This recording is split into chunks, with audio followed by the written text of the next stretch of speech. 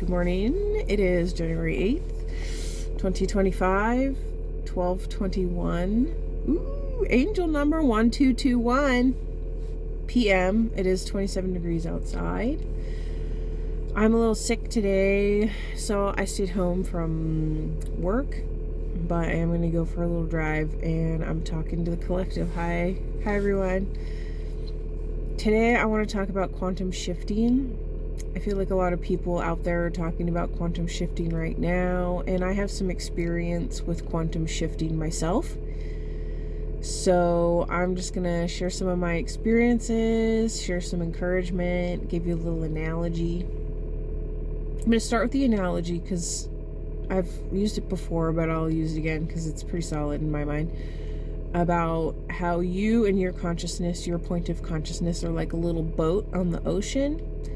And the ocean are the quantum realities, and you have your compass, how you navigate the ocean, and that's your intention and your frequency, and that's what navigates you through this ocean of possibilities. My story is pretty basic, but I think it's a solid. It's pretty solid. It was so solid for me that I was like I was pretty shaken about it. I was taking my cat to the vet one day. I drive pretty far because I'm in the city, and taking your cat to the vet in the city is pretty expensive. But if you drive just like an hour away in any direction, you can find a vet for better, more affordable. And I don't know, they're not as stressed out because they're not seeing as many animals and stuff. I just think it's a better experience. If you can afford to do it, if you have a car, if you can do it, I highly recommend driving out of the city and finding a vet that you feel more comfortable with. But if you don't want to do that and you're fine with your city vet, then that's cool. But I was driving away this day to take my cat to the vet, and I lost my keys. I could not find my keys. I didn't know where I had left them. I had no idea. I had no recollection of putting them somewhere strange. Usually I put them in the key dish. It's right by the door. That's my automatic thing that I do. And they were not there. They were not in any pocket. They were not in my room. They were nowhere. I could not find them. And I started to get frustrated, but I had been working on quantum shifting. Oddly, I had just been reading about it, just been YouTubing about it and looking and learning about it, researching. And so I was like, this is the perfect time to do a quantum experiment. I had a spare key, so I was just like, I'm just going to grab this spare key. I'm not going to build any more frustration in myself about losing my keys. And I told the universe, I was like, universe, I want you to find me my keys.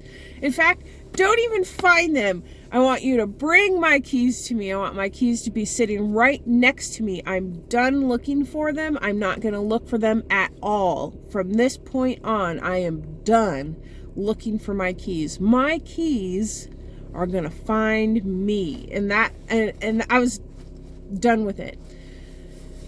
That, in my mind, in the boat analogy, is called releasing the energetic anchors. If you have energy invested in a timeline where you can't do something, you can't find something, you are stuck in that timeline. That little energetic attachment sticks you into timelines that have the same outcomes as that thing that you've decided. And that can be anything. You can decide that you're not an artist.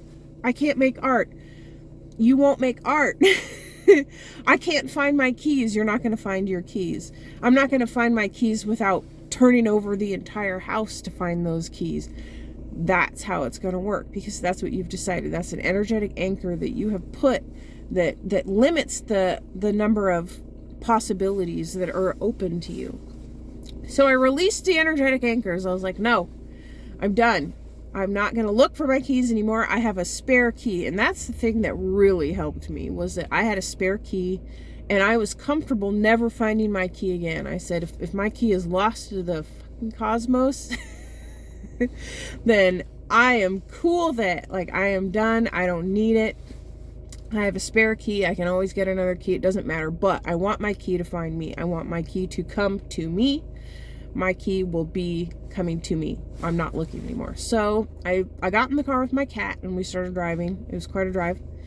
I called my mom on the phone just to tell her about the cat and why I was taking her to the vet. She's kind of old. That's a different story. She's no longer here. Rest in peace, Chucky. Very sweet cat. I miss you terribly. So we're driving. I'm talking to my mom. I'm pretty close to the vet, like maybe 15 minutes away. Already off the freeway, whatever. And I'm looking down at the cat because she kind of made a like cat noise. And my keys were sitting on the seat next to the cat. And I was like, woo! Like I totally spooked because like, I didn't put them there. I absolutely did not put them there. If for any reason at all those keys were in the car, I would have seen them. If for any reason at all they were in my hand, I would have known because I was so attuned to the keys in my mind. Like, when I saw them, I was spooked. Like, what? And I know for a fact that they weren't there. Because I put the cat in the seat, I got everything ready. I didn't see them. If I had seen them, I would have spooked just the same as I did when I was on the phone with my mom. And I told her, I was like, oh my God, I just quantum shifted. And she was like, what do you mean? And I'm like, well, I had lost my keys and then I told the universe, bring my keys to me. I don't want to look for them anymore. I want them to come to me. And they did. They're literally sitting on the seat right here. Like they just appeared out of nowhere. That is my example of quantum shifting. I shifted into a reality where my keys were right next to me, where what I wanted was what happened, because I let go of any attachment to the concept of not having them. I let go of all of my attachment to the concept of having to look for them and search for them. I let it all go. I was like, nope, I don't have any attachment to that. I didn't even envision it in my mind. I wasn't looking for them in my mind, nothing. I had let go completely. And they literally were on the seat next to me. So this is what I would consider quantum shifting. There's a few people who have stories about this. My mom has a story about quantum shifting. I know a few people who usually they'll chalk it up to coincidence, but there's something in their mind. They're like, it's too it's like spooky. It's not like coincidence. And I haven't really talked to them about quantum shifting because it's a concept that a lot of people are like, what are you talking about? But quantum physics is part of reality. It is a thing. It's a phenomenon that a lot of people, most people who are into science and a lot of people who aren't know about. And it is something that you can do. I have another story about it. I don't know if you could call it quantum shifting or not, but it probably fits into that category, and it talks about the past too, which is a little weird. I lost my wallet one day and I started to panic because I had just moved to where I am now, and I hadn't gotten a new ID or nothing, so there was nothing in my wallet to say where I lived now. It was all from where I lived in a different state, and I was just like, there's no way that if someone finds my wallet, there's no information in there that's going to get me my wallet back. And I started looking everywhere. I was running up and down the street just in case I put it on my car. I looked everywhere. I couldn't find it. It was gone. I was totally like stress bananaed about it. Like I couldn't function. And then it was another moment where it clicked in my mind that I just need to let go. I just need to let go of all this stress, anxiety, whatever. And again, I told the universe, okay, universe, here I am on my knees. I am letting go of the attachment of finding my wallet, and I'm asking you, please bring my wallet to me somehow, some way. I don't know, but I believe that my wallet will find its way back to me. I am letting go of attachment right now. And I let it go, and I imagined my wallet finding me. I was just like, ta-da! It floated down from the heavens, and here it is, that kind of thing. And it felt a little silly, but I'm like, I'm going with it because this is what I would consider like a faith test. So I let go of all attachment and finding my wallet, and I just resigned to I didn't resign to not finding it necessarily, but I resigned to not finding it myself, not like overturning some random rock and just, oh, there's my wallet. You know, I was just like, no. With the idea of finding it, pursuing it actively in my mind, I am out here trying to find my wallet and then finding it that way. I was like, no, my wallet's going to find me. I'm done. So the minute I let go, I started breathing to try to relieve the tension. You know, you breathe continuously and that helps relieve the tension, relieve the emotion. I was like, okay, I just got to calm down, relieve this emotion, and my wallet's going to find me and it's okay. And I accept that. 15 minutes later, I get a phone call. And a guy from an art store that I had gone to calls me and says, I have your wallet at this store. And I was like, what? How did you find me? And he was like, well, I looked in our system and you were in here. Now, it was like a rewards system. I never sign up for rewards because it's just not in my nature to do it. It's not, I can't say that because I have done it, but it wasn't in my nature at the time to sign up for rewards. It's not really something that I do, especially with like a smaller art company. But when I was there, something inside me, like months before this happened, I had this like intuition when they asked to just do it. I was like, you know, I'm just going to do it. I don't know why, but I'm just going to do it. I had this intuition that it needed to be done. And then fast forward a couple months later, I lose my wallet in that exact store. And because I signed up for their rewards stuff, they found me and brought my wallet back to me, literally called me with my wallet. So I would say that that's a version of that's like quantum shifting, where something you do in the past that seems to have no significance can actually help you in the future. Quantum reality, time doesn't really exist in a quantum state. It's the past, the future, the present. It's all sort of the same. And that's kind of a heady concept, so we're not going to go too deeply into that. But let's just say that the person that needed my wallet in the future influenced the decision I made in the past to sign up and get my wallet back. And that's because we're all connected. The whole thing's connected. And sometimes you don't know why. If you get an intuition to do something, just go with it, you know, like don't go, nah, you know, because there may be something where, and you probably have an example of this where you're like, dang, I wish I had done that when I had the intuition to do it.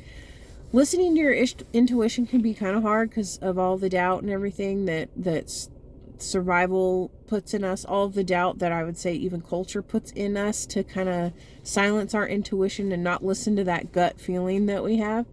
But it's really important. The gut feeling that you have, that is your connection to the quantum universe. That is your connection to the timey-wimey, wibbly-wobbly state of everything kind of being undecided, everything being up in the air. And when you get an intuition, that's a part of you going, I'm going to need that. That's important for me to do. That's important for me to know. That's important. So just keep that in mind. Quantum shifting. Next time something happens, I highly suggest releasing your energetic anchors and asking the universe for what you need. Please. I need it. I'm not saying it's 100%, but I will say that the last few times that I've had something like that happen to me where it was really significant and I was really freaked out and I had to let go of those attachments, that it actually worked out even better than I would have thought because I released those attachments. I released control completely. I was just like, no, I'm taking my hands on it. Jesus, take the wheel. Universe.